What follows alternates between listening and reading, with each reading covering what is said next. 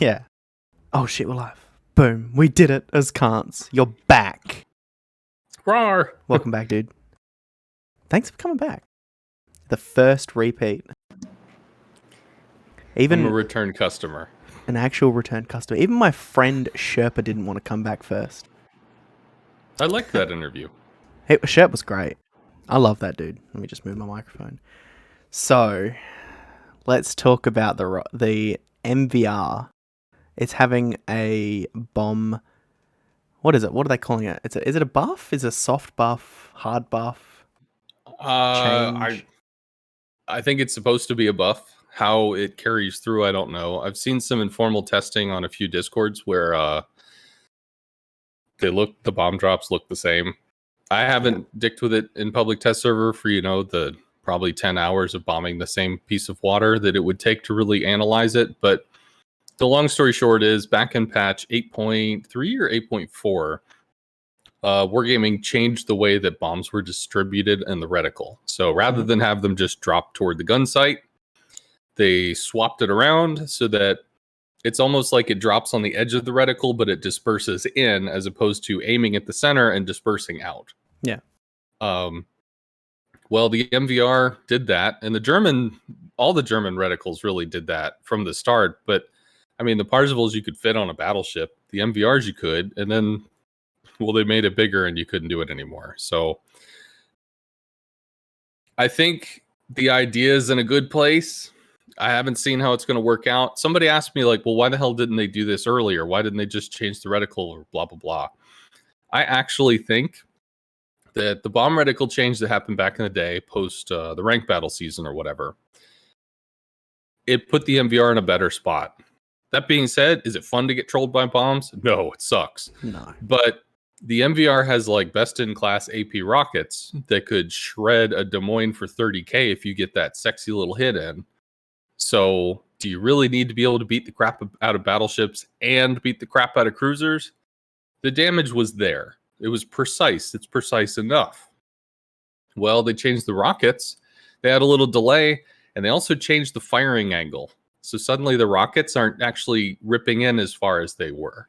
Yeah. Now there are some tier 10s that cannot be citadeled by MVR rockets because of that additional angle. So, well, the rockets are still cool on some targets. So let's give it a little love. And rather than redo the rocket thing that they just changed, they're hopefully adding a little more bomb damage. Seems cool. I hope it works out. Fingers crossed. I'll be honest.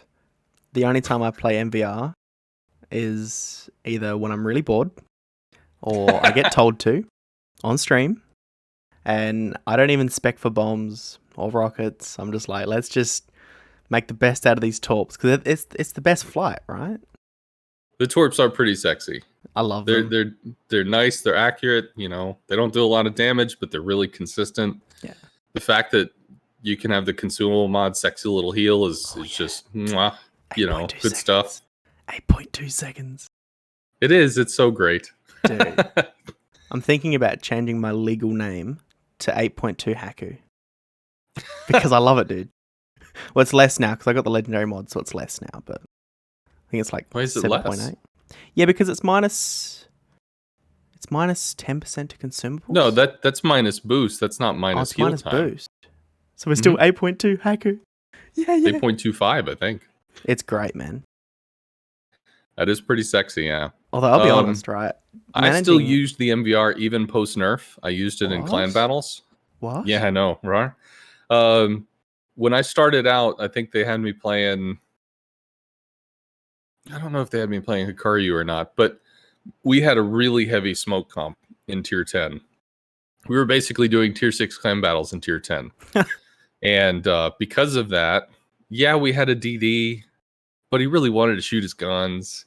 So most of the time I was spotting for the smoke team, but I might have to run across the map to go save somebody's ass, 30 something kilometers away. If I'm going to do that in something that ain't fast, then that's a problem. So the MVR turned out to be the best thing because honestly, the way we were playing, I wasn't doing a lot of damage anyway. So all I was doing was really supporting. I could have played the Immelman, but the implement only has 2 squadrons for fighters. So the MVR gives me the speed, the versatility, technically the accuracy if I have to pinpoint something, but it also gives me the additional fighters. So Yeah. that's what we used. So yeah, you get like max 10 on Immelman if it's the same as Indom. If you spec into the skill. I think you just get 8. Yeah, but or is it? Yeah, but you get one more with the skill, the 2-point skill. I mean, there's part of me that thinks Immelman only gets 8, but it has been a while since I looked at it. I don't think they get 4 fighters on each, and then it gets buffed to 5. I think they only get 3, and then it gets buffed to 4. I mean, you might be right. I know on Indomitable you get 4. Yeah, Indom is better. Yeah. Indom definitely has that. I don't remember if the Immelman does. I mean, it could have been a explicit design choice, but my memory is slipping me. I'm going to defer to your knowledge, but I have a feeling it's 5. But it would make more sense. Yeah. But I think it isn't. I mean, either way, MVR is still superior, right? In terms of air control, yes. But in terms of threat, it's debatable. Because people aren't scared of the bombs. The rockets got nerfed. There's a whole bunch of weirdness to it. But it worked for us until they decided to go to the double battleship comp, which actually led into the tier 6 thing, which is the double CV thing that lit the house on fire all over again. Yeah, well, that kind of transitions just beautifully. 2 CVs in clan battles has been so much fun, dude. I've enjoyed it. I'm glad you have. Other people that play CV have, but everybody else seems not to. I don't think I've heard anybody say positive things that wasn't in KS Clan. Yeah. And even then, I hear people in KS Clan that are just like, ugh. But in the beginning, literally at the start of this clan battle season, we had one div that ran double battleship. We had one div that ran double CV. Both of them posted about a 70% win rate. And I mean, this is an ex-Hurricane clan or whatever from the last season. So you get placed with other Hurricane clans. You don't get placed at the same starting place as others. Yeah. So it's not like, well, you're just dumpstering noobs. Yeah. No, you're starting out. You're fighting people that are, at your level. So, I mean, it worked both ways. I think maybe the double battleship is getting transitioned away from, but I've been a little out of the clan battle season because I was so busy with all the craziness that was happening over the last few weeks. I don't know. I know of a certain Hurricane clan that on SCA that's been running double PEFs, Prince Idle Friedrichs. Mm-hmm. Just kind of interesting. Me, personally, I want to run double Arc Royal. Just because... I think there are people that do that. Yeah. I have seen that. I didn't expect that. I honestly didn't. Because it's just so slow. Painfully slow. I guess, the fact that you can just double up on it or something, just like, we'll do it live, whatever. Yeah. I mean, it dumpsters DDs, and with the smoke comps being lessened, the DDs are more. So that's definitely a thing. I didn't expect it to matter, but I saw it in practice and it felt like it was okay. That being said, I still feel the extremely slow reaction time. It's just, if you aren't able to make the moves that you have to make when you have to make them, or if you give the enemy a window to exploit because the planes aren't there or whatever, I mean, you're at the mercy of your enemy's ability to hurt you. And sometimes that can be pretty nasty.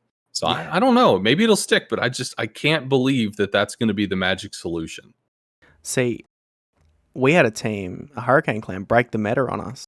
They were running double Vesa. And they dumpstered us.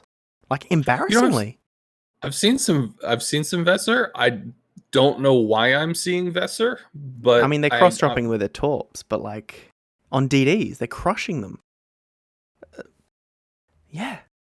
What? Dude, on God, that's what's happening.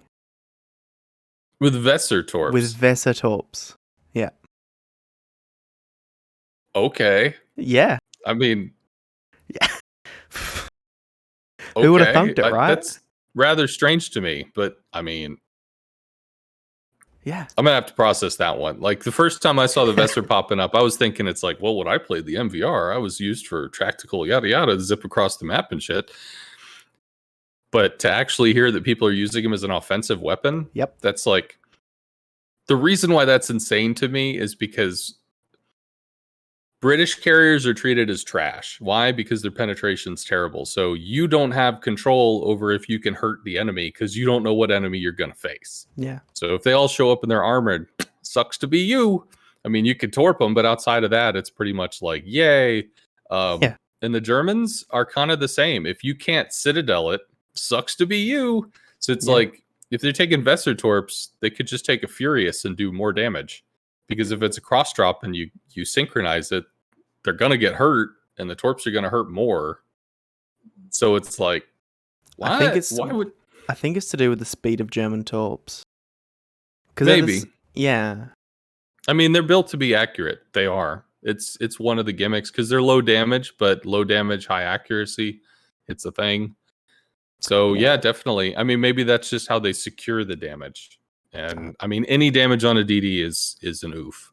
So yeah, especially at tier 6 when nothing has a heal. Is there no DD with the heal at tier 6? Don't think there is. 0. What about the European DD? Nope. Whatever the hell that one is. I think that's at tier 8. The Vaster Us, the tier 6 pan Euro, I believe that's at 8. It gets the heal. Yeah. The 0. Okay. I think Leander and Mysore are the only cruisers that get heals as well. Devonshire has a heal. Oh, Devonshire, yeah. London has a heal. Yeah. Yeah. All the English cruisers get a heal. I don't think the new Dutch one gets a heal. I don't think so. I'm surprised that the Dutch one didn't show up, but at the same time, the AA range is kind of small at 3.5, but it's brutal. It is absolutely capable of ripping stuff apart if it's within 3.5 of it. It's a rough 3.5 kilometers, though. It is. I was surprised how much it mattered when I was trying to kill them in a CV. Yeah. Because it's like, I expect I'm not going to be lingering in that area for so long, but because the planes are slower, you're shooting closer, which means you actually do linger through like 2.5 clicks of that. Yeah. And especially when trying to angle like a Lowenhart, try and come in and see if I can slap some citadels, they're turning, I'm having to kind of turn and stuff too. And I'm just like watching plane pop. It's like, dude, really? Speaking of Lowenhart, I got to run that on the first week. Oh my gosh. I played one out of the 4 days, and our team got shreked. And I mean, we got ripped up because we had 2 cruisers that were smoke cruisers, and they're like, hey, we could hydro the enemy DD that's holding B cap or whatever. So they moved over and they hydroed it, and it hydroed them back because it was a T61. And they're like, well, we've got a carrier. It's a Lowenhart. He'll kill the DD. 5 bombing runs. Whiff. Oof. I'll send another one. Whiff. I'll send another one. Whiff. Meanwhile, these dudes are lit and getting shredded by carrier or by cruiser fire. So, it sucked, man. So we lost 2 cruisers, but we killed the DD, and then we lost the match. And then the next game I get to play, we were against a 4 Eigel comp, and within like 3 to 4 minutes, I had 45,000 destroyer damage. So, feast or famine. It didn't work the first game, but it did work the next. Yeah. Do you know, I'll be honest. Pick me up. I'll be honest. In clan battles, my guilty pleasure is torpedoing destroyers from CVs. Oh yeah, it's a guilty pleasure of mine. It's even transferred to randoms now, even though it's so inefficient. It's just but it is. It's really special when it actually connects. It's a feels good man moment. A good buddy of mine does it in the hack. He'll hunt Hallands with his torps. I'm just like, you're insane. You're actually crazy. He goes, no, it doesn't matter. I'm like, dude, you're going to get wrecked. No. Numbers. I'm like, all right, whatever. I'll believe you. You know the numbers, I don't. Sure. That's some puzzled cat face logic there. Yeah. Now in randoms, I guess maybe you roll the dice and you figure maybe 60% of the Hollands are probably not going to dodge. They're going to eat shit and die, I guess. But yeah, if you ever try to do that at a competitive setting, I would worry about it. Yeah. I mean, this is a secondary Immelman main, so I'm already a bit worried about him. He just drives. We have a guy. Go on. We have a dude in our clan that has like 25% of all the Immelman games on the server. I'm not even lying, man. He's crazy about the carrier. It's Fuerza, I think. Yeah. Like most people have, I don't know, 60 or 80 games in it. He has like 400 or 800. Oh I my mean, it's gosh. just, yeah, he loves that carrier. That was his carrier for clan battles, man. This is Yeah. mine. So me, I don't like being stuck broadside only, which is a Yeah. concern I have for the Soviet CVs coming out because they're all broadside only, and the Immelman frustrates me in clan battles. So I'm hoping that I can somehow make it work whenever that comes out. So fingers Yeah. See, crossed. on Asia, Immelman was like the carrier. After the hack and FDR, Immelman was the carrier. Sure.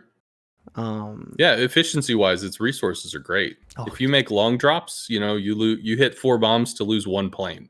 I'll And then you take do it. it again, and then you do it again. Like that's just, oh man. With an absurd fire chance. In those cases, the memes about infinite planes, like that shit actually becomes Yeah. true because you can just repeat over and over forever. Yep. And you can do the same Kaga bullshit heal trick.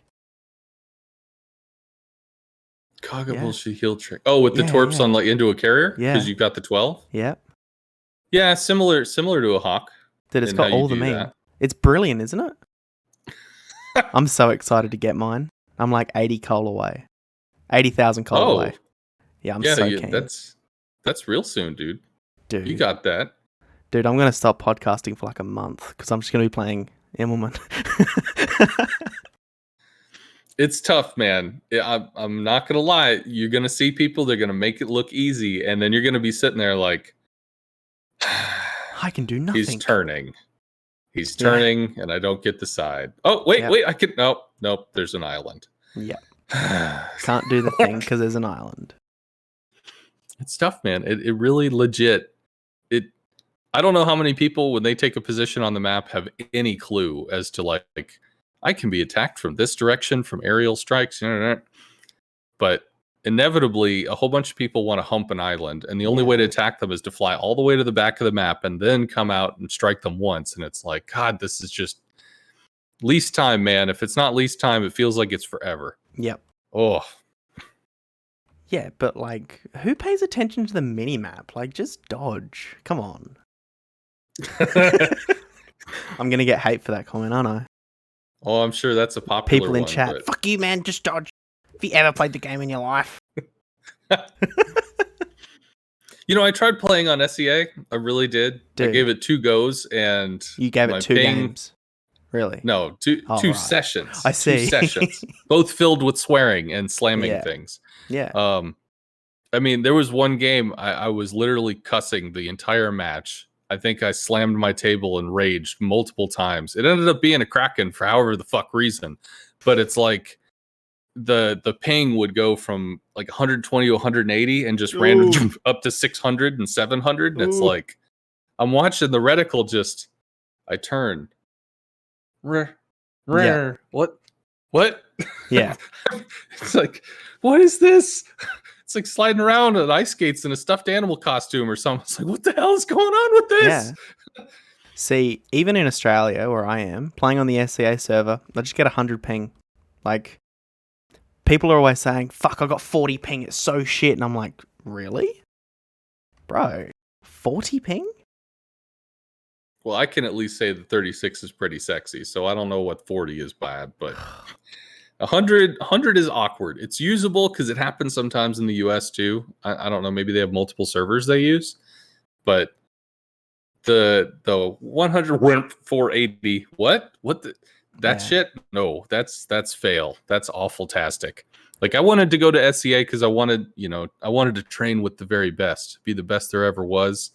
Because everybody says that Asian carrier mains are the best because like they embrace that, they embrace Efficiency. But unfortunately, me and my lowing heart, I just got to dumpster some tier 6 kids and rage at the ping loudly on stream.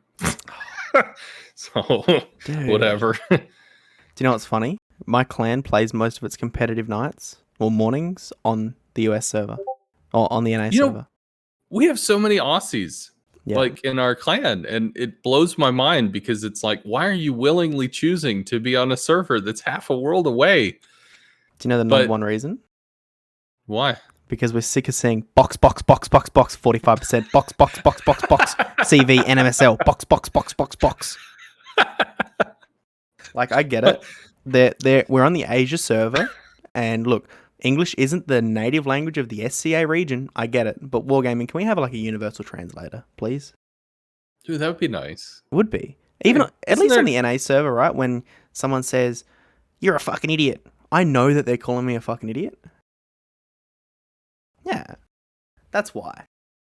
I mean, it's useful. It's nice to know. It's nice to know the depth of somebody's trying to like chew you out. Yeah. So you can kind of feel it. You know, if I play on the European server and I just see a whole bunch of different language stuff, I assume it's bad. So the effort is there, A for effort, but I don't know. You gotta kind of like make the words work. Like, okay, what is this? Maybe that looks like a train, and then this one looks like a screw. Screw yourself with a train. I don't know. Yeah, you're just like trying to decipher hieroglyphics. That's basically what it is, right? You're a native English speaker. So well, I do think in terms of the code for the game, I think it snapshots what your client sees at the time you shoot. So as long as you have the reticle where you intend to shoot when you fire your guns, hey, it's all aces, bro, or it's all aces. But with the CV, you have to hold the target, or you have to hold the line for like 5 or 7 seconds. And when the reticle slips sliding around and just like de-aiming itself randomly, this is fucking terrible. Especially playing a Lowenheart where you have small reticles. Yeah. Like, son of a bitch. I don't CV people that go over on other Cs. I don't know if I can endorse that one. That seems like a recipe for ass pain. But in terms of like, yeah, surface ship stuff, I think I can go with that one because I'm sure the math works out on the back end and the server takes care of it or something. Yeah, see, I think we play most of our clan battles nights on the NA server. And do you know what I think it is? What? I think it's because we think that the NA players are worse. But then I've heard NA players that say the SCA is worse. So it's like, you can't win. There's a dude that he's ranked out on like all the servers or whatever. That's kind of his gimmick. General Dort. Oh, you didn't know that? There's an 07 guy, General Dort, who back in the day, before current ranked season, the old ranked season, the long slog, right? He did it on all 4 servers, and I guess he got like actually recognized by Wargaming for his accomplishment. And you know, he's fine with the North American, he's fine with Europe, they're close enough, whatever. Yeah. Russian is like suicidally, you know, knife in the teeth, can fucking, and then he would get to Asia, and then he would just start to swear and just be so pissed off because he would sit there and he would spawn and be like, "Look, that ship's not moving. That ship's not moving. Look at the guns." Like he would switch to Conqueror and just like fire farm, and it would bother him so bad, but I guess he would slog through it or something. So I don't know, but I think he still does it. I think it's still like a gimmick that he holds up to because he still does the ranked thing. That's crazy. Yeah, General Dort. He is a strimmer. Maybe you can interview him. He is a strimmer. Mm-hmm. Dude. Got a strimmer pole. I hate ranked, but I love it, but I just fucking hate it. Why? It's just really painful. Well, see, because I'm a native English speaker. I want to say Australian speaker. Native English speaker. And I don't read box, 45%, box. That's what you got the ping system for. Provide anti-craft fire support. You know, like that shit. That translates, right? They'll hear that in the language they know. It does. But see, like, I don't think carrier is the best pick for ranked. This is coming from a carrier lover. I agree. At the moment, I'm in silver, and Cossack's been dominating. There was a long period of time where, I mean, I did carrier, I succeeded in it, whatever. But then North America, I guess somebody cracked the code. Hey, CVs suck against destroyers now. And nobody else got the word, but evidently all the assholes in ranked did. Yep. So suddenly in North America, ranked is 3 to 4 destroyers every game. So it's like you're queuing up in a carrier that sucks dick against more than half of the enemy team. You can spot them though, but yeah. So like, okay, well, I guess I'll attack the one battleship. Cool. Then you get reported. Yeah, did that. Well, I guess, yeah, probably. And then it's like you could take the time to go after the enemy CV, but realistically, what's the enemy CV doing at all? Because there's a bunch of DDs you can't really fuck with. There's a bunch of DDs that they can't really fuck with. Doesn't matter. So it was awkward. And I mean, I got through it, but ultimately I stopped playing ranked because one, I guess I did the carrier thing, and it's like carriers felt so ineffective. At least in the North American holy shit DD meta. And also the other reason it's like it's committing to 15 to 20 hours of grind and gold every 2 weeks. And it's like, I'm busy. So I did it. I did the thing. I recorded the thing. I shipped the thing up to YouTube multiple times. Then it was like, I think I'm good. Yeah. But I'm not going to lie. So we have a guy in KSC that he wanted to be promoted. Like, come on, give me a role. Give me a thing. Make me important. So they gave him naval battles. You be our naval battle commander, be our morale officer. Yeah. And man, he's all over it. Like he's constantly pinging and he comes up with, silly shit, drama, we can beat them, men, that kind of stuff. Yeah. So I don't know, it made it fun. I started dicking around with it. And this new double bonus thing on the naval battles and shit. Super weird. Well, they put them on subs because they obviously want people to play subs. I'm a CC, so I have sub 7 days a week. Hey, perks and privileges, yar. So fuck it, 700 base XP. That's got to be not hard, right? So I went into ranked and I played a German sub and I had like a triple kill and 80,000 damage. Dude, how broken are subs? I don't know. That's an awkward topic because kind of, but at the same time, kind of not.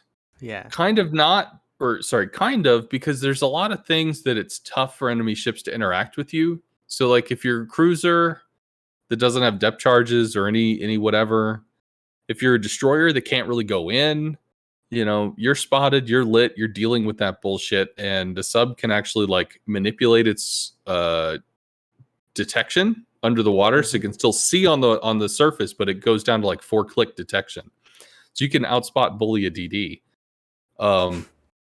So there's some awkwardness there, but at the same time, there's a whole lot of clunky where you're really not applying shitloads of damage, and even if you do apply shitloads of damage, you feel pretty fucking badass because I did 70,000. It's like if I was in a carrier, I'd be rocking out 160 every game. Yeah. But here I'm in a sub, and I'm happy if I get 35. But at the same time, like I'm still fulfilling a role that needs to be fulfilled. I'm doing a thing that needs to be done. It might suck to feel like, great, I had 2 magnetic torpedoes latch up my ass, and now I got nailed for 20,000 Citadel damage. But at the same time, like if you compare that to a cruiser that could fucking Shrek you from 18 kilometers away and you're not really able to return fire, or a battleship that just dunks you in a single salvo, it's like there's varying levels of ass pain. I don't know how bad the sub is. So, I mean, it's underwater, so technically it's lubricated first, so that's a plus. But it's just, I ended up like, for whatever reason, it was interesting to me. And before I knew it, 10 hours gone. Fuck. Okay. Then I played the next day. 6 hours gone. What the fuck? Yeah, like, it's just, it was an entirely, it felt like it was familiar enough that previous skills translated, but it was different enough that there was a different way that I had to figure out how to play the game. Yeah. And I played a lot of gunboats because a stream requested or whatever. Like, French GDs have terrible detection and shit AA. They die against carriers. Nah, you just run around and kill shit. Guys, that's you what literally French DDs just do. dodge. Literally just dodge. Yeah, quite completely and truthfully just engine boost. Haha. Like, yeah, it's dumb. And then I went and I did the Japanese Torp line, and it was like I was running a 30% win rate for a while there because it's like, what the fuck? But you learn how to position so that you can outspot safely so that when they get spotted, you can keep maintaining the distance and all this other shit. You learn all this crap. So after about 15 hours, I kicked it up to like 66. So, we got there in the end, but it was a long fucking journey of a really different way to play the game that I don't know how many other DDs even do that.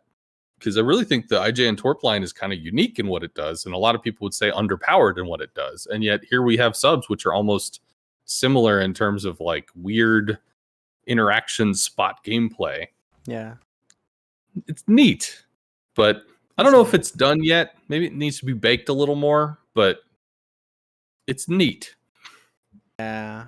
I know one of my clanmates really fucking hates submarines. And do you know what it is? I've worked out why they're so hated.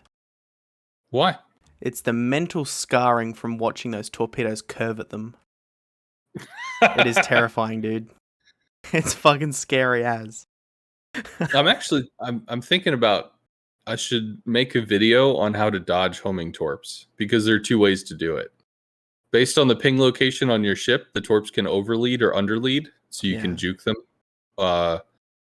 Or if you are actually bow in, there's a time where the torps will dead zone, so you can trick them to offline at a time that you could just turn in and juke.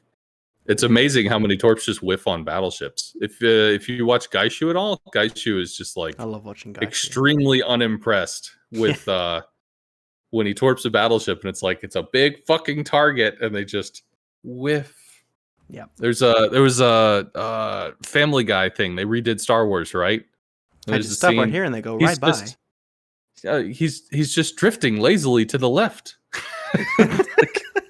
What? Oh no, he's over there now. It's like the torpedoes, they just can't follow. It's pretty goofball. Dude, it's been a crazy week. It's been crazy since we last spoke. Dude. There's been a lot. All the CCs are jumping away from the planet. Yeah. No, not all. Like Most. 10%. Yeah, I know, right? Of them everyone says, oh, there's so many. All the CCs are leaving. It's like, how many CCs do you think there are? All the CCs I've heard of have left. Yeah. So, yeah. Yeah.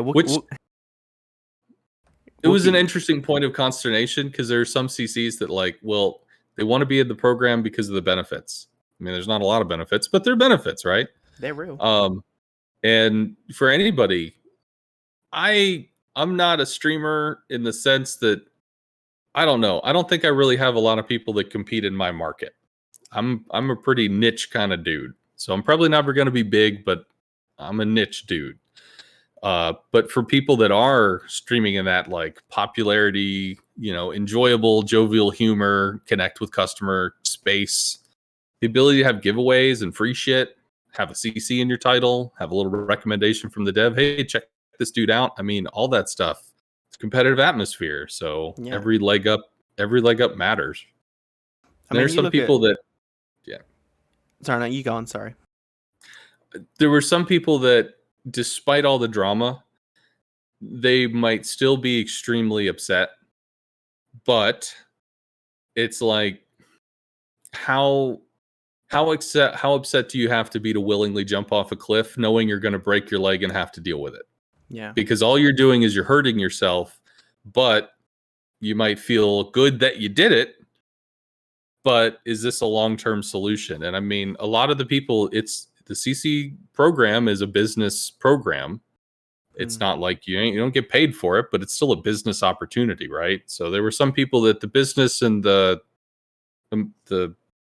moral side, the heart side, were really in conflict and still are to this day. It's still fresh. It didn't happen that long ago. That was like, what, 2 weeks ago? 2 to 3, yeah. Feels like it's been like 10 years and it still hurts, but it's been like 3 Dude, weeks. I lost 8 pounds in 3 days. What? I couldn't sleep. Yeah, I don't know why. But all right, so here I can tell everybody that I'm crazy. You ready for this? Let's go. Let's go. Oh, yeah. Wisconsin makes it real. So I used to work with a guy who was a Vietnam vet. He was the son of a preacher, so because of that, he was a hellion. I mean, he was doing all kinds of stupid shit as a kid. Well, Vietnam broke out, and for whatever reason, he decided to volunteer. He wanted to fly helicopters. He wanted to fly planes. So the only way he was going to guarantee that he could do that is if he volunteered to become an officer. So he did, and he flew choppers in Nam. Well, Nam was an experience. He became a more godly individual. And took that into his life. He owned a business for a lot of time. After that, he sold the business and he just wanted a paycheck. So he worked in a warehouse. That's how I met him. But long story short, we had an interesting relationship. But he told me something: God puts you where you need to be, not where you want to be. And, this is some mystical, magical angel and shit thinking, right? So this is where the Ahskance's fucking crazy stuff is. I think, like, you put this on the internet, of course, people are going to meme all over it. But I've tried to look at every job I've been at. There was a transition point to another job, the people I've interacted with along the way, etc. And sometimes you just get this gut feeling like, holy fuck, this thing matters. This right now, this is extremely important. You need to talk to this person. You need to fix this problem, whatever.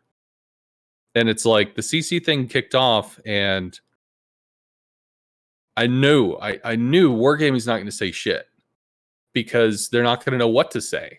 I mean, how do you say something about it without blowing the dam, if there's even a dam there, and making everything worse? So if they're not going to say anything, and you're just going to have a whole bunch of people that are really fucking pissed, saying all kinds of stuff about how fucking pissed they are, there's just no information there. There's no background to make judgments on.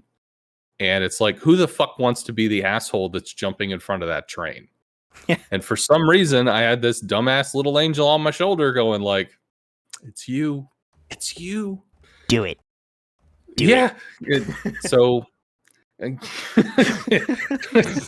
So I started putting out information. And it's a train from both ways. The Wargaming department, the XCD, whatever, it's coming at it. But there was some part of me that's just like, this is really fucking important. I don't know why, but this is really important. And I put it out there. I tried to get out information. I learned a lot. I got chewed out because there were people that said that I didn't learn enough. There's more stuff that you weren't even aware of. You didn't go around and interview people to make like a behind the music. And that's when the drugs kicked in.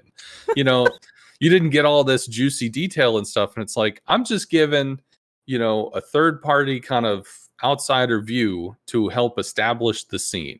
Yeah. Now, if you want to watch the movie, you can feel how you want to feel about the movie, but I'm at least trying to paint in some of the scenery and the details so that the movie isn't just two people chewing each other out. Yeah. So it's been interesting, and I don't know why I got so fucking invested in it, and I couldn't sleep. I slept a few hours over several days. I was always waiting for the next ping, the next forum thread, the next explosion to go off or something. And it's like, after probably 3 or 4 days is where things started to settle. They weren't done, but they started to settle. And I took some sleeping pills and just knocked my ass out for some hours. But yeah, I lost 7-8 pounds in 3 days. I forgot to eat or something, and I was stressed all the time. So it was a crazy ass experience. No fucking bueno. So for the Australians and the English people listening who use like how do I say real metrics, that's like 2 or 3 kilos. Yeah, probably 2.5, 3 kilos. Yeah. Sorry, I had to. I'm an asshole. Hey, my ex, she lives in London. She's Romanian, so I get the kilo conversion thing. She would always ask me how many centimeters I was, and I was like, what? Golly. What foreign language am I translating this into? I was sitting here like, what's centimeters? Like, what the fuck? I mean, I'm aware of the concept, but in terms of like visualizing the number, this is like that Celsius shit that people use. Oh yes, it was 4. What the hell is 4? Like, so is it 4 cold? I don't. Yeah, probably. So I'll be real with you. When I interviewed Wookie, it was 5:30 in the morning for me, and it was 0 degrees. 0. Wait, that's freezing. the temperature water freezes at, right? Yes. That's 32 for us. Oh my god. Because Matt. What? Yeah. See Why how can't you fucking just- weird that is? Why can't you just use nice, simple numbers? Hey, you know what my room temperature is right now? I don't know, like 74? 76. Oh, come on. Come on, I have man. no idea what that is in terms of Celsius. Isn't that like 34 or something? 32, 34? somewhere in that What range? the fuck? I don't know, know. man. I I literally remember it was really hot when I was in London with my ex, and like it was 35 or something, and it was real fucking hot, and it was humid as hell because she Yeah. lived on the sea Ugh. side or something. Yeah. It was rough. Yeah. See, it's really funny when I talk to Americans. I'm like, oh, it's like 22 here. They're like, oh my God, are you okay? You must be like snowed in. No, I got like thongs and a singlet on. It weirds me out that you guys have snow in July. That is strange. See, Or, Australia I doesn't don't get know. much snow. We get snow Well, the in like... possibility of snow because Yeah. it's fucking cold. Like it ain't cold here. It's fucking cold, man. We've had like a Yeah, heat wave. we're rocking 90 to 100 during June and July. So Isn't that the temperature water boils at? in Celsius, yes. Yeah. I think Fahrenheit it's like 350. What is the metric? I don't get it. You just learn the shit by habit. They say a number and you figure, oh, okay, that number, sure. I'll just place it along. Yeah, it's there-ish. I don't know, it's hot. You look at the little thermometer. If it's really high up, it's hot. If it's low, it's cold, right? Yeah, the more red, the more bad. Yeah, the more bad. Of course, no red is also bad. So there's that too. Yeah. It's just the varying depths of red.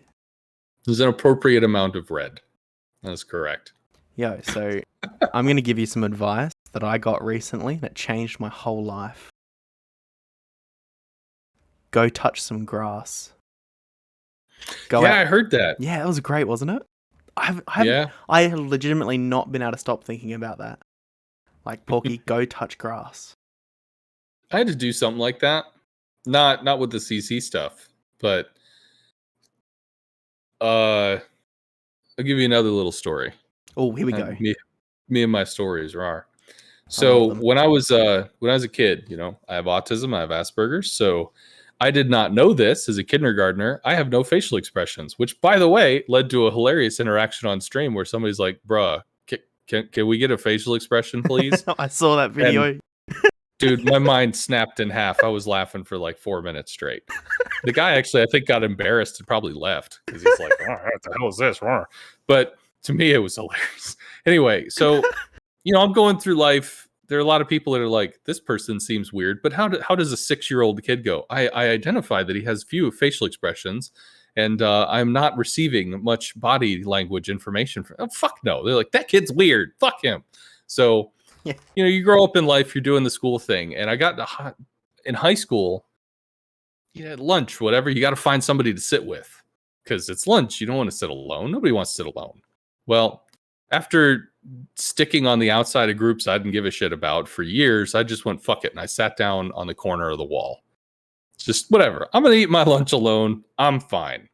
And then I started gathering stragglers. People showed up and sat next to me or whatever. And then eventually somebody sat down who's kind of an asshole. So I left. I just found a different section of wall. And then I got other stragglers, and they were better stragglers. So it was okay. But, so I'm in my Discord because, you know, streamers have Discords and shit. Somebody volunteered to make me one, and that was fucking cool. So I guess, well, hell, we're in it now.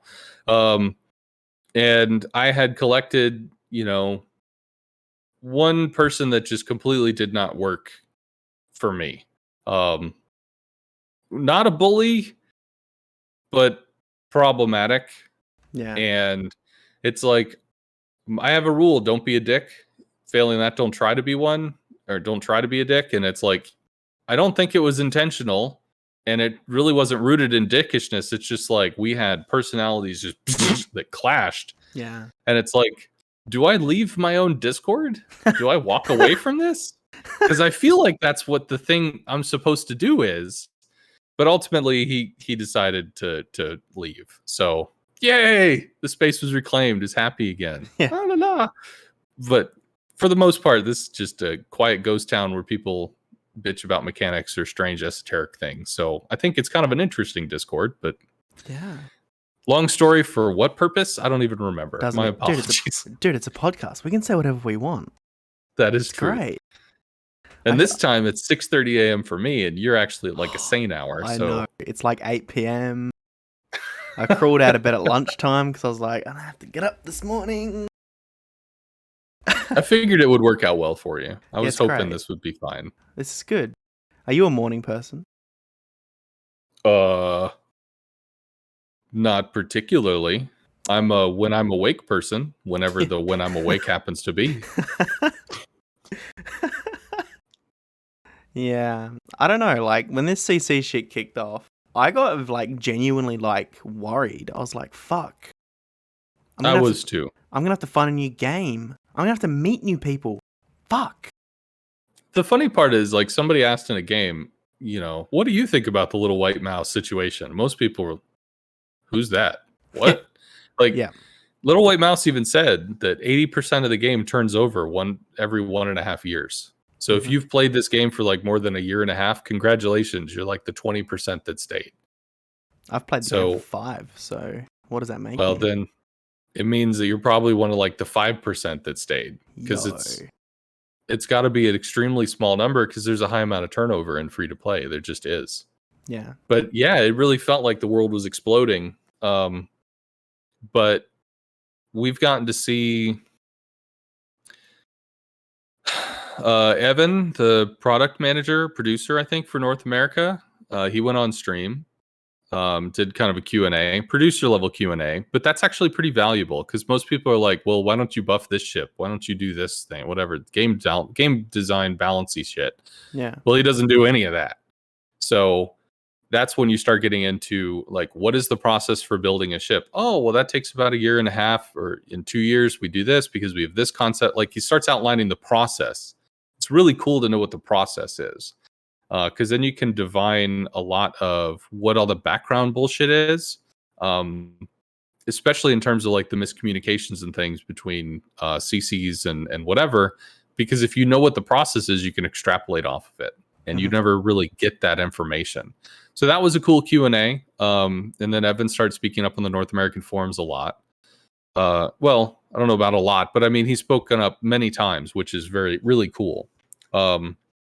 Then Sub Octavian, um, before the CC Exodus, there was a meltdown where, Sub is very direct. He'll talk about something in a real industry sort of way. And there were CCs that were angry about stuff, and they didn't want to hear it said the direct way. If you're going to talk about monetization or something, then you need to be considerate in how you talk about this, because monetization, the money comes from people. Well, it's like if you're a Wall Street trader and you're talking about trading, you're talking your business lingo. Yes. But if you're talking to somebody that doesn't like Wall Street, well, then it gets awkward, right? Yeah. So ultimately, I think he ended up deciding, I'm just going to step back. He's not a public relations dude. Maybe that's just not his gig. So he stepped back from the Discord, which I think it was one of those little explosions that rolled into the CC Exodus. Because it's like, well, if he's just going to run away, it's a difference. Like, there's running away and there's, am I helping the situation? Is me being here saying something that people are just going to get, light people up? Is this just going to cause more PR bullshit to deal with? Yeah. Because he doesn't have to be there. There's no requirement for it. It's not part of the program. So it was really cool to see him speaking up on the North American forum too, because a lot of people, they know that name and they think that name's really important. So if he says something, well, that's got to matter, because that means somebody with power is saying something. So that's been cool to see. I made a video about that to kind of archive it. He spoke up more yesterday. I didn't have a chance to make a video for that. I got home and went to sleep. Yeah. I think the CC Exodus was good. And maybe that's a controversial opinion, because everybody wants to be happy all the time. But there were folks that have been in there for a long time and they felt pretty burned. Yeah. Like, burned because of past experiences, burned because of what they wanted out of the game, burned because the game changed. I don't know, but they felt pretty done, at least from kind of reading the interactions and stuff. So, I mean, I once told a guy that I knew in real life, he told me he was getting divorced. And I looked at him and it's like, I know this is going to sound strange, but I'm happy for you. Yeah. Because this is a chance for you to get out of a situation where you're not happy so you can find a situation where you are happy. And like all the folks that left, I'm sure they love the game because it's a fucking amazing game. It's fantastic. But if they're sitting in a situation where they're just like, they're not listening to me and it's not fixed and everything's broken and I can't fix it, and you feel like this is a responsibility that's on your shoulders and you can't, you can't fix the fucking game because they won't let you fix it. I mean, maybe it's just better to be able to step back, drop the stress, be happy. Yep. So I'm excited, and I'm excited for folks to be able to have that experience again, to just be like, bro, I'm just playing the fucking game. It's fine. I experienced that on a much smaller level. I left a clan in a controversial way, which we're not getting into. Very controversial. And I moved to a clan where I'm just a guy. I was a leader of my previous clan. Now I'm just a guy. I'm a guy that knows a little bit about CVs and plays them 400 times a day, but I'm just a guy, and it's great. Probably know a lot about CVs if you do it 400 times a day, but okay. Think about it 400 times a day. Well, okay, there you go. Do you know what my first thought when I wake up in the morning is? CVs. Efficiency. Do you know what's fucked, right? I've told you the story about Strat. Do you know that's even affected my real life? I've started thinking about the most efficient way to do things. I had a guy. Time? What am I doing? I used to play World of Warcraft, and I joined a competitive guild. So I think we were like in the top 30 for the world or something. And there was a guy who a swear word for him was suboptimal. Oh, that was his I'm really angry word. That was suboptimal. Like, what? I mean, how much of a min-maxer that's like figuring out all the different ways to spec a D&D character so that he's rolling absolutely max damage every time do you have to be to find suboptimal as like your choice swear word? That wasn't perfect. Basically. I mean, the dude was a realist, but still, like, I haven't forgotten that one. That one stood out to me. Yo, you know a lot of people, don't you? I'm surprised in how many I know, and yet I'm still such a cut-off dude. Yeah. We should interview Sub Octavian. You and I, let's do it right now. Do you have him on Discord? I would like to. I would like to interview him. We should do a co thing. A co thing. A co thing. You and I can do it. Together. He was on the TNG podcast. What? You didn't know that? Dude. Absolutely. He was on the TNG podcast. That was like the first big get, I think, that they had. There are so many There are so many people I want to interview. Like Bogsy. Wow. He'd be a great interview. Like, oh yeah. Bogsy's cool, great. Dude. Really easy to riff with. And if he streams his webcam, I get to look at Ryan Reynolds. So like, bonus. Also true. He is a beautiful man. He's a gorgeous man. Strapping young lad. I think he told me when he met Bree or something, he was a bartender and she was like, that is a very attractive man. And he expressed interest and she was like, I'm going to do this. So I don't know how often it is to hear the story from the other side around where the woman was like, wow, I'm going to get me some of that. So, like, that's crazy. Yep.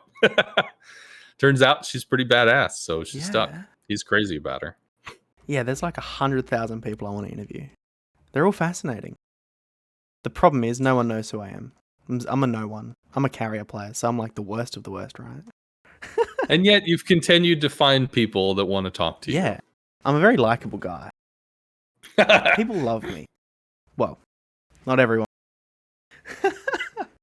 But no, I think your podcast is a pretty easygoing vibe that's real easy to sort of sit with. Yeah. And you definitely give people a lot of space to talk.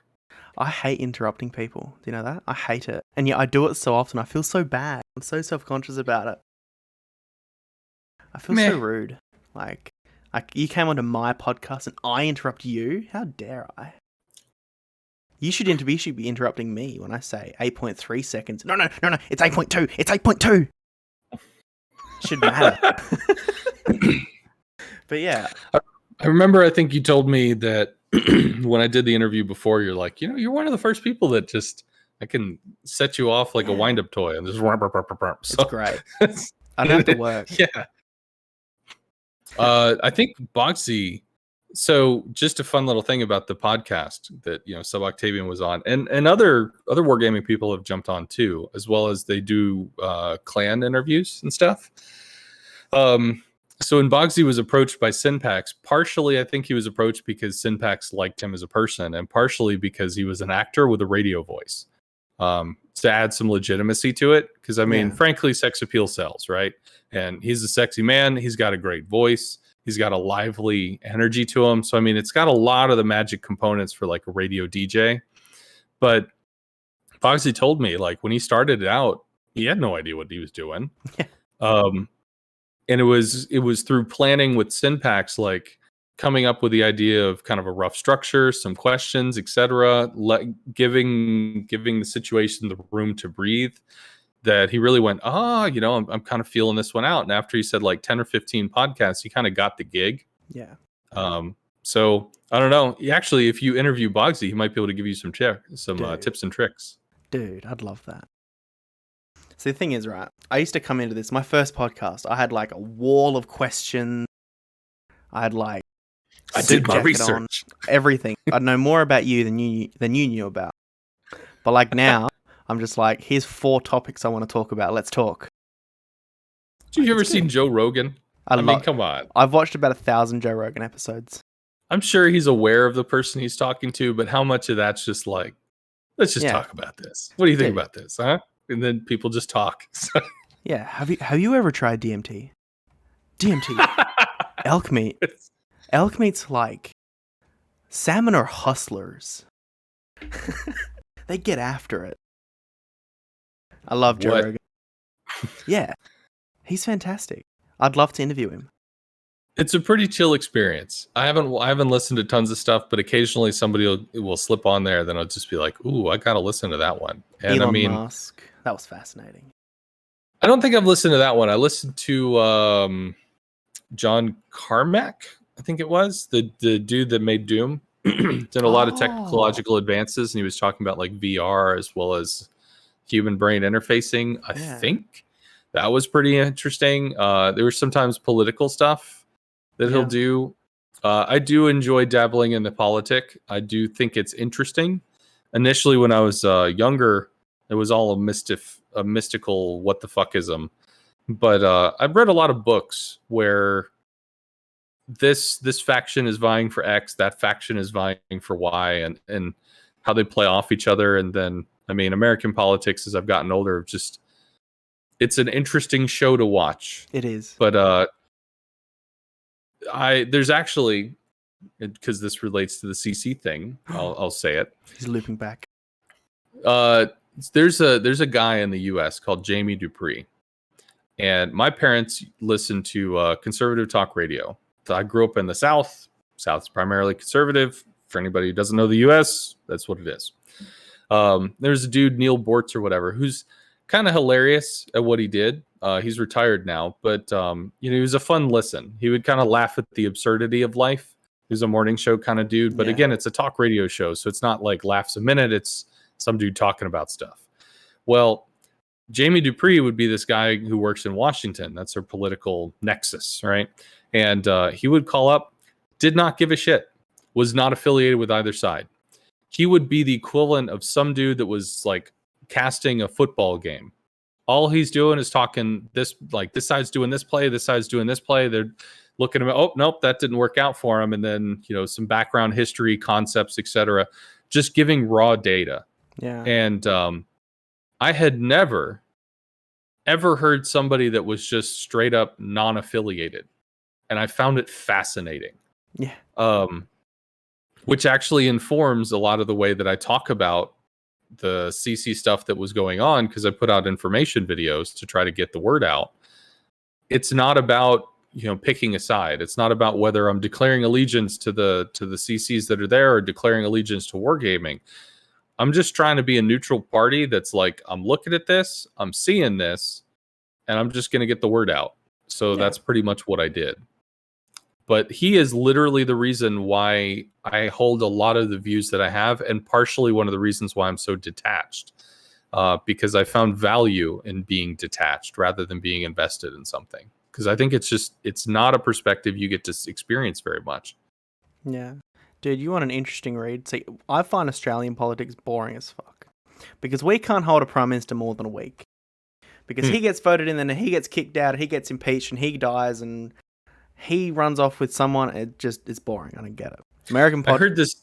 I heard this documentary about some ABC Four Corners. I had to drive 5 hours up to another state and back, so I had a lot of time to kill. Yeah. And there's this whole Q thing or whatever. So supposedly there's some dude that's all close to the prime minister and was for years. So I don't know if I can go with this new prime minister every week, because whoever the hell this prime minister was with the whole like crazy dude, evidently that dude's been in there for a while. Maybe. I don't know. Yeah, I don't know. we had a prime minister get taken by the Japanese, I reckon. Have you heard of Harold Holt? What? No. Harold Holt was a prime minister of Australia. He went for a swim and never came back. Okay. He was taken by a Japanese mini sub. Changed my mind. Boy, you live in Australia. Don't you have Yeah. like crazy death spiders and scorpions and radioactive sharks and shit? Like, don't you have the wildlife that's all the scary stuff on the earth migrated to Australia? So we have like tame shit like cats and raccoons, and you've got like death kangaroos. You got bears. I can't fuck with a bear. That scares me. Well, yeah, bears scary, but I mean it's kind of like some dude that's drunk in a bar or after like a football game. He just kind of lumbers around with a lot of hair yelling at people. It's basically what a bear is. Yeah, I'm sure you have bears in Australia. They just look like fat old guys. Oh yeah. We have drop bears. I got to hear about that one. Oh, damn it. Sorry. So you're an American. You're aware we don't ride our kangaroos to work, right? Yeah. Come on, Skippy, let's go. You just hop in the little pouch, you know. Dude. We eat our How would you Milo put the saddle in the way. pouch? That is kind of interesting. Isn't there goop in the pouch? I heard something about that. Yeah. It's disgusting. Yeah, it's like is that like belly button goop basically? That's just I don't know. Woof. I'd have to wonder, does kangaroo smell like belly button? Because kangaroo smells like barbecued asshole. Like it's terrible. I looked after my grandparents looked after kangaroos forever. Ugh. They have a special kind of smell. Well, like ones that have been like run over or whatever, like hit by cars, etc. It sounds like something from Star Wars. Oh, yeah, smells worse on the inside. It's terrible, dude. Kangaroos are so bizarre. They're like, you look at them, you're like, you're one step down from dinosaurs. Well, yeah, it's like crocodiles the same, dude. T-Rex became a kangaroo. Yeah, basically. Process of evolution. The meteor came and he just didn't have enough food, so he just got smaller and smaller until, fuck it, I like hopping around. Yeah. Yeah, dude. You should come down to Australia. Come on, you should. I would like to go to Australia. I've wanted to go to Australia for basically most of my life. I thought that would be a fucking cool place to be. And I thought about immigrating actually. But I guess y'all have a skill-based immigration thing, dude. So it's like I fixed treadmills. Where the fuck do I put that on a form? Yeah. Where does that come I mean, down? it's so yeah, I mean, dude, if it was more of like a mainstream skill, that'd be cool, but I legit thought about it. And then I heard that Australia was so hot that the road was melting. Well, and I did kind of reconsider that. I was at work one day, back when I could work. Well, not back when I did work. I had my boots on. Blue Steels, shout out Blue Steel, sponsor me. And I was walking on the road. And I had to stop and send a text message on my phone. Sat there for like 4 or 5 minutes.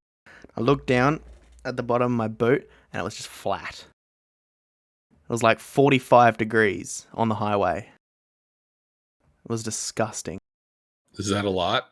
Well, it's 20 degrees now, and it's like warmish. So like, for you guys, it'd be like 110. It's horrible. That's not comfortable. No. I wore a jacket in 90-degree weather, which is, I don't What? know, 37, 38 for you. What? Yeah, when I was a kid. Something That's about crazy. Asperger's. It's kids can ignore extreme temperatures. Just So I ignore was them. wearing a jacket as a kid, and it's like, I'm fine. Meanwhile, it's like 90 something degrees. So okay. It's So just.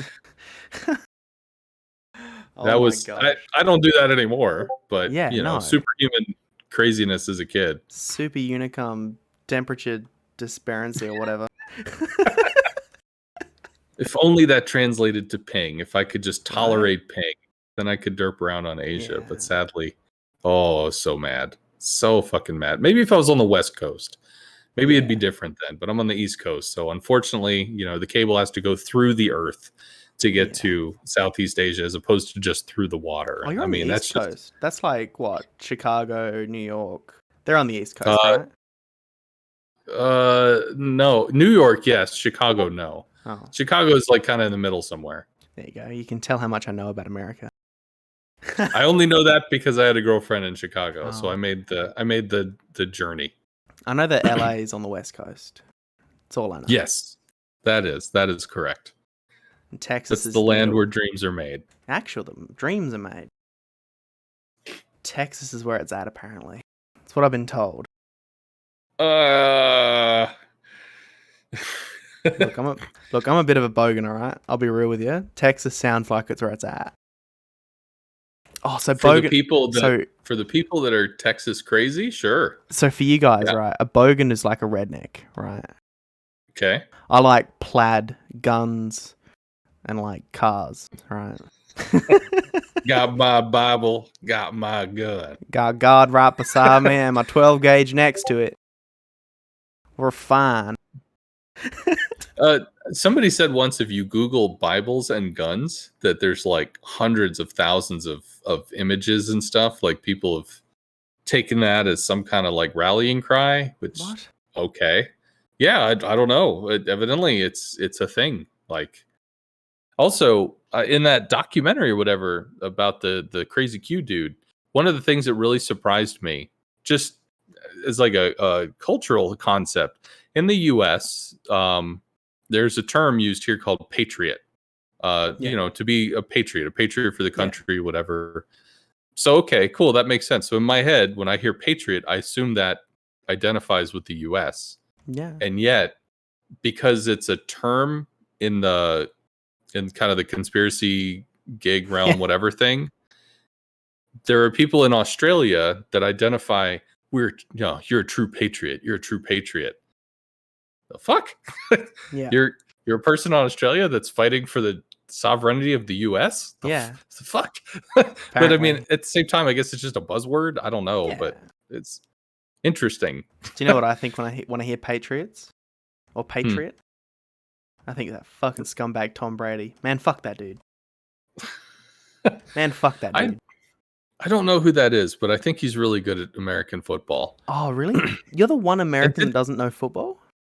didn't he kneel or something? I don't know. Which is funny because there are other people that kneeled that pissed Oh everybody off, no, but I that was think he kneeled, and people liked that. Like he no, kneeled to pray, and that people were like, was that "That's was my man." no, that was Or another guy. Tom Brady is the greatest NFL quarterback ever. okay, Yeah, he's the well, Michael Jordan of NFL. we actually in Atlanta we had an amazing quarterback until we found out. Well, basically everybody found out that he tortured dogs, and Oh, then suddenly nobody liked him anymore. oh, Michael Vick. He was oh, basically a quarterback that would just randomly run and be yeah, like, he could straight up run the ball like people that's what they do and just yeah. make plays and shit. And Dual then it threat. turned out he liked dog fighting and Oh my hurting gosh. animals. And suddenly Yeah, he was, well, not mistreating liked. living beings is bad. So Yeah, he disappeared from the face of the earth. Although I think he tried to come back, but yeah. I mean, I'm not familiar with sports. he's made a bit of like a comeback as an analyst for the game. That I don't. Yeah, There's some things that You can't. I come just back don't from think that. you come back from. No. And I'm really surprised that I ever heard his name again after, well, expecting never to hear his name again. Yeah. So that was definitely weird. It'd be like if OJ came out and said, I think what the Patriots need to do is, dude, shut up. We don't want to hear from you. Do you know the OJ goes Patriots back need to into fix their acting. offensive line? Dude, shut up. You got away with it. Shut your mouth. Even better, OJ starts hosting a show about like unsolved murders. You know, Oh, dude. Dude. some producer somewhere has to have had that idea, and I Dude. guess it got shot down because, really, honestly, how would that not sell? Dude. But Well, I mean, you want to learn from the best, right? He's like, here's what I would have got. I would have got away with it, by. there was something that was asking about like what's a childhood memory that you have in terms of like some media event. I remember watching the white Bronco drive for an hour or something as a kid. They eventually caught him at his house, like he was being a huge car chase or whatever. Yeah. I vaguely remember that. So as a kid, that was probably the one media event that I know I recall. Yeah. I really think that's probably the only one. I don't know. Is there any kind of like crazy media event you recall as a kid Oh, golly. See, from when you were a kid? I'm only 20, right? So I'm like still a child. Well, Well, when you're like 4 to 6ish, do you remember any kind of crazy media event? Was that when the nuclear Japanese sub abducted your prime minister? No, that was in like 78, I think. By memory. See, Christ.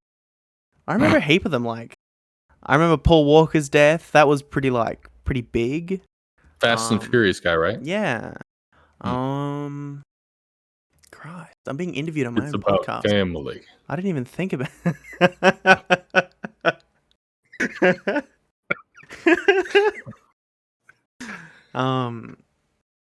There was a cricketer that died. One of our sportsmen died. It was pretty sad. I legit thought you were talking about a cricket for a moment. I had to mentally catch up. Oh, that's a thing. Yeah. There was a cricket that died. It's like, this is a national event. Dude, you just completely caught me off guard. I don't know. Not for me, but I remember my uncle telling me that, because he's a bit older than me. And he told me he remembered sitting down eating his Milo, which is a breakfast thing here. And he's like, he was turning on TV to watch cartoons. And he's like, Mum, why is there this 2 towels on the screen? I don't want to watch this. Mm. Yeah, he complained about having to watch 9/11. How dare he? I do remember that one. I do remember that. I was in college at that time. See, everyone knows Came where they were. downstairs, saw it. Yeah. See, And I I was guess 1 year old. that finally ended with the pullout from Afghanistan. So maybe the legacy of that one is starting to come to a close. Yeah, because you guys are out, right? You guys are like out. If I understand correctly, I'm not abreast of the situation because literally that was the same time as the CC explosion, and me and my own little bubble, I was so pulled off into this thing. Like I remember I tried to talk to my mother, be like, "Oh man, this crazy shit happened." She's like, "I know, right? I've been following it." What? Yeah, Afghanistan. What? So yeah, I mean, is that what the kids are calling it? The CC's now Afghanistan? What a bizarrely no. But I don't know about the situation over there. I can realistically assume that there was never a good way out. Yeah. And by all accounts, it seems like there was no win condition. I have heard multiple times from different settings. It's like if you send in more troops, if you hit it harder, if you had a more coherent plan. But I mean, you have a whole bunch of people digging fucking anthills in the middle of nowhere, hiding out until the day you say fuck this and go home. Short of just nuking the entire country off the face of the earth. And even then, would it matter because they're in an anthill? So, like, I don't think there was ever a solution And as much as I wish to God that it was better, I am glad that it's over, if only because what's going to happen is going to happen. The next step is going to happen. But man, I wish people could get the fuck out. Yeah. Because I think there's a whole lot of, from a humanitarian aspect, I think there's a real concern about females and female rights and stuff and how that's going to go. And after, what is it, Syria? It's the Syria thing went on for years, and then people got really freaked out about refugee stuff, and that's been a whole hot button issue for however many years now. Although I do think that's calmed down in the past year or few. The concept that, like, well, what countries are going to take Afghanistan refugees? Well, with Syria having happened so long or so recently, are any? Yeah. Realistically, like, there has to be a number, but I can't imagine it's big. So it's like, wow, what a shit sandwich. Yeah. So The issue I see about eradicating ISIS, as it were. See, here's how I know I'm going to get shadow banned from YouTube. I just said the bad word. dun, dun, dun. The bad word. The issue is, right, it's not a group of people you have to beat. Like, because, like the American army, the American military is a tremendous force, right? You guys spend more money on your military than anyone in the world. But like the next 10 countries combined. Yeah, but the issue is, right, you're not beating people. You're beating an idea. That ideas aren't tangible. Like, you can't touch. I can't go, here's an idea. Like, so that's the big issue. Like, it's an endurance fight. Yeah. How do you beat it? Yeah.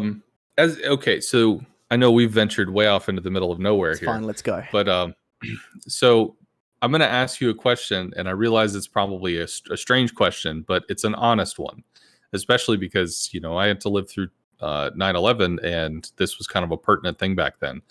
Do you know what terrorism is? I think I do, but I want you to tell me. Well, before I do, what is your definition? What do you think it is? An act that causes civil unrest in a country, or an attack on one's country. Kind of, but no. So there's 3 ways to change a government. One is politically.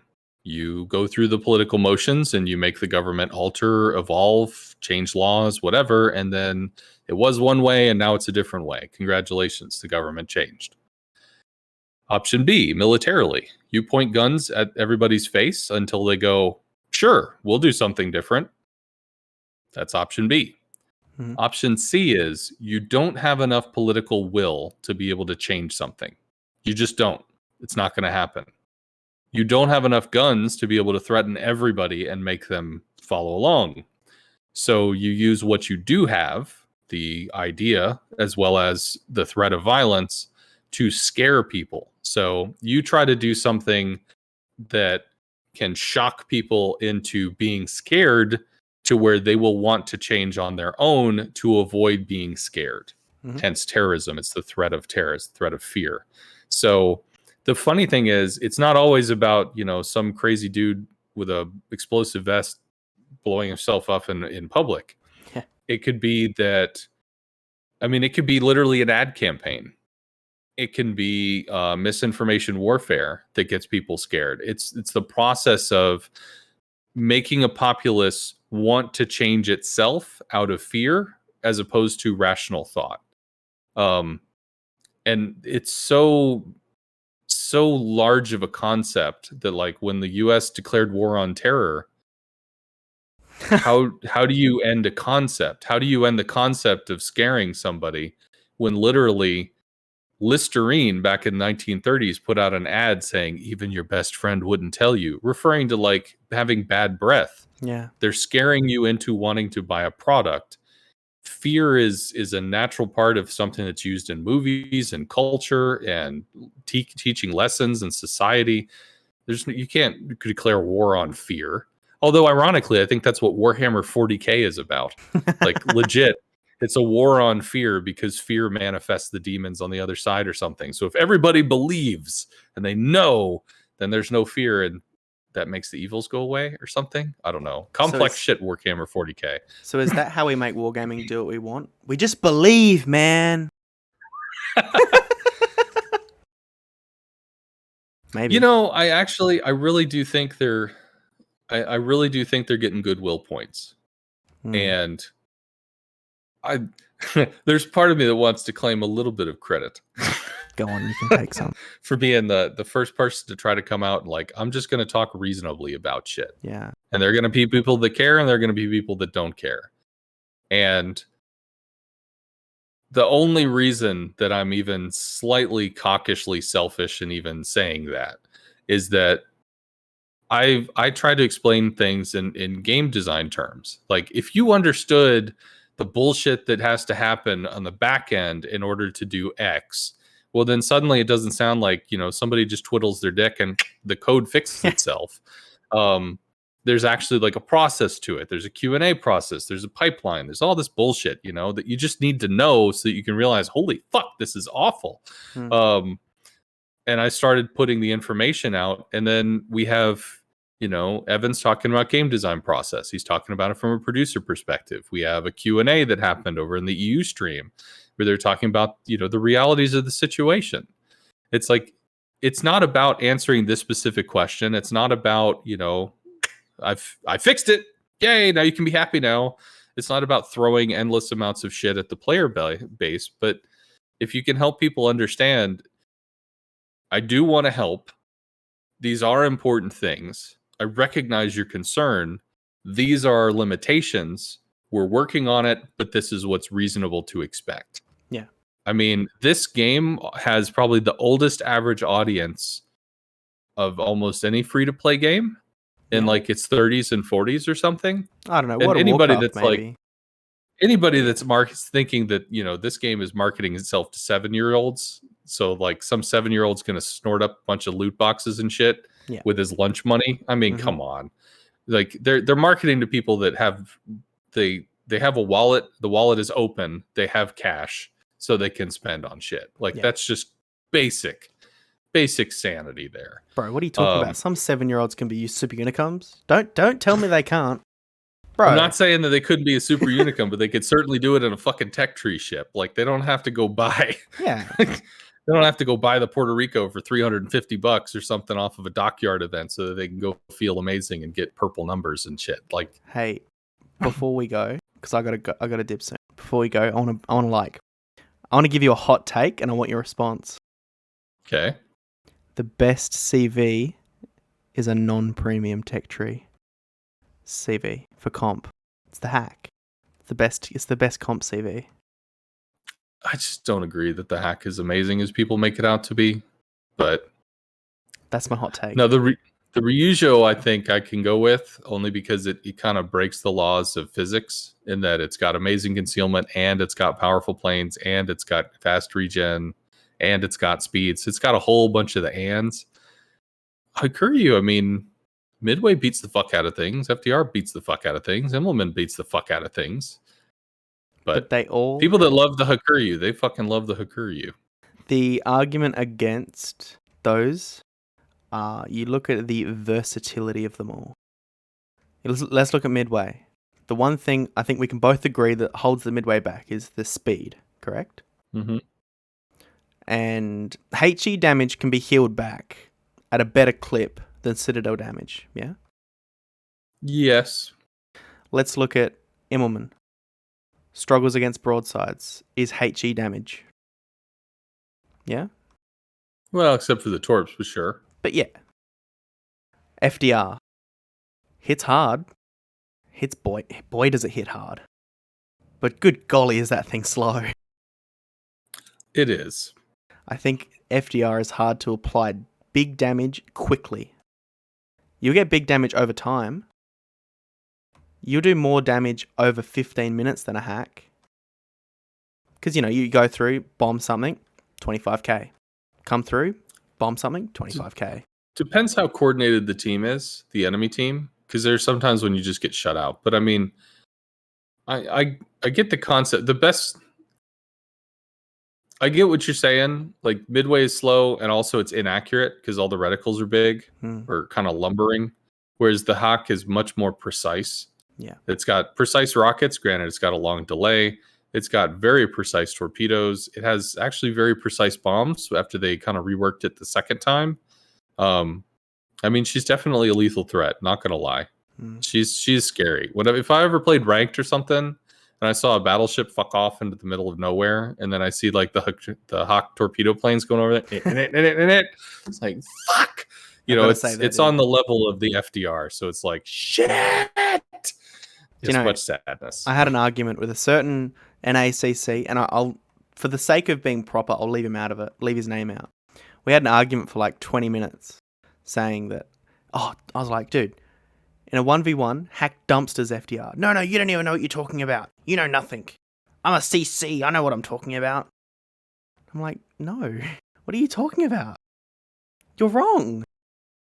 You're so wrong. I got so mad.